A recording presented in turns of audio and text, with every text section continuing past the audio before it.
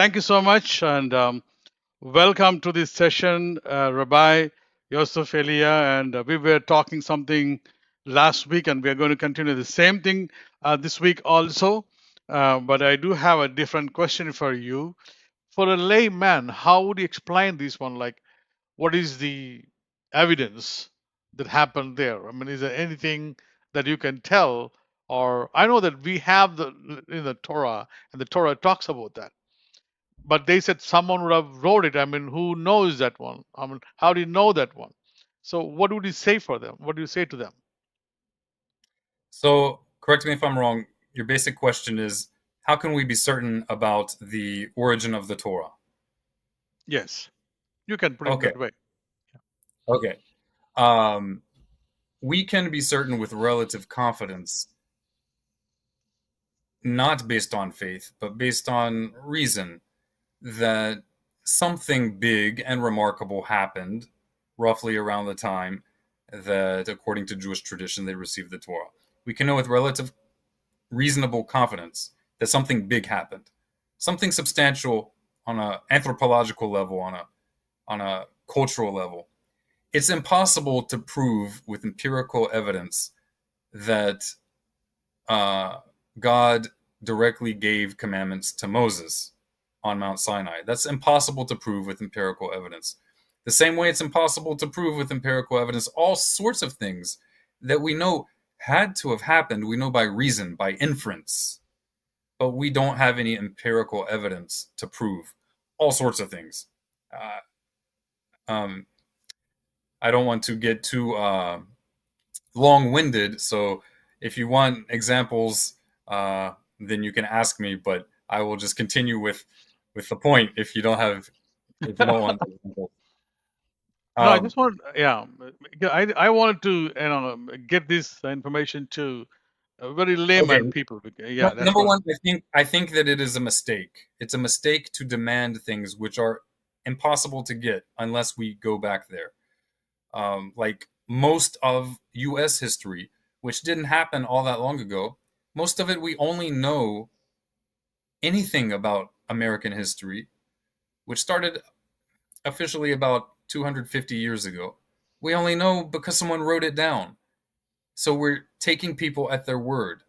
The same thing with Indian history, with European history, all sorts of things that happened in the past that we only know because of the written word. Some of these things that we see written are corroborated with by archaeology, um, by also geography, and you can see similar evidences for Torah. But to if you're demanding, like, I don't mean you specifically, if a person is demanding empirical evidence that can be tested, that will prove beyond a shadow of a doubt every detail of the Torah, the answer is you're going to be disappointed. However, I can also tell you that no other religion, ideology, philosophy, or even scientific theory, no matter how widely believed and loved, none of them can stand up to the same question. You can't have any philosophy, any worldview, if it's based on something historical, if your demand is for such high standards of proof. It's an irrational demand. What's Yeah. more logical is what's a more reasonable expectation is what we talked about last time, to look for what is most consistent. Don't expect that you can literally be there like with a recorder, a handheld phone recording. Even then, you could ask questions because maybe somebody hacked your phone and put information in there, and it didn't really happen. But the best way, and I think it's the best way that we'll ever have, is consistency, logical consistency. So we need to see if what we do find in the historical record with archaeology, with other nations' writings, if we see any corroboration, any evidence of any of the things that the Torah talks about, if any of that is substantiated in other texts, and there is plenty. There's actually, compared to other uh, records of other nations, histories. There's a ridiculous amount of evidence. I would say an Absolutely. outstanding amount. Absolutely. Yeah. And I Correct. don't want to be exhaustive here talking too much about the evidences, but both Islam and Christianity recognize many of these things that actually support the Jewish religion. And the reason for that is because they also need to admit this. Otherwise, their own religion crumbles because both of those two religions rest on the veracity, on the truth of Judaism. They, 100% sure, 100% sure, because that is the only thing.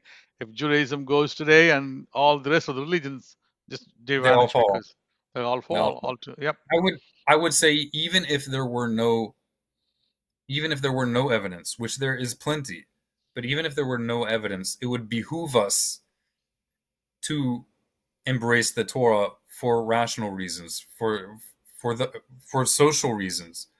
And if the Torah didn't exist, it would behoove us. It would be in our best interest to come up with something very similar to the Torah for for establishing principles and ideals in society that are noble, that bring about goodness among humanity, that civilize us.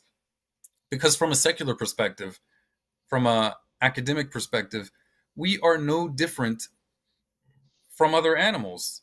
The main thing on a physical level, what differentiates us from animals is our ideals, our virtues, our principles, and the self control, the ability to have some reasonable degree of self control and to aim for goodness, to spread goodness. I'm always humored by animal rights activists, and I love animals. One of the principles of Torah is not to cause unnecessary harm to animals. But I'm always humored by animal rights activists who talk about how horrible humans are and how they hate humans, and the world would be great if humans would just all die and it would just be animals. And I always tell myself, I'm so happy they are not in a position of power because they would be worse than Hitler. Hitler didn't plan to kill all humanity, but they want to kill all humans. That's And true. then what's going to replace us? Freaking lions who like they don't slaughter an animal with one cut of a knife like Muslims and Jews do, but instead they eat it slowly alive while it's suffering. Like, are you crazy? But seriously, not to get on a tangent, Yeah. it's only our values that separate us from animals. Hmm. And the more refined our values can be, logically consistent and noble, the better it will be for all humanity and all creation. And all creation. Fantastic. Thank you so much, Rabbi. And I think we talked a lot today. I think we at least, The, we the kind of time flies. yeah, the time flies when you start talking, and we'll keep complete. I mean, we'll keep continue to explore more and more, and try to see something like in future. These are What we good can. questions you're asking, and we could say much more. I know I go on and on, but there's a lot to be said about these very good questions that you're asking. Thank you for the Yeah. opportunity to talk about it. Thank you so much for answering all those questions, because I'm take these questions, let the viewers know, let the people those who are watching, they will learn more than what we're talking over here. That's the main idea. So thank you so much for tonight, and we'll meet again. And shalom, shalom, shawato, בעזרת השם, erev tov. שבוע טוב. להתראות. Take care. Bye bye.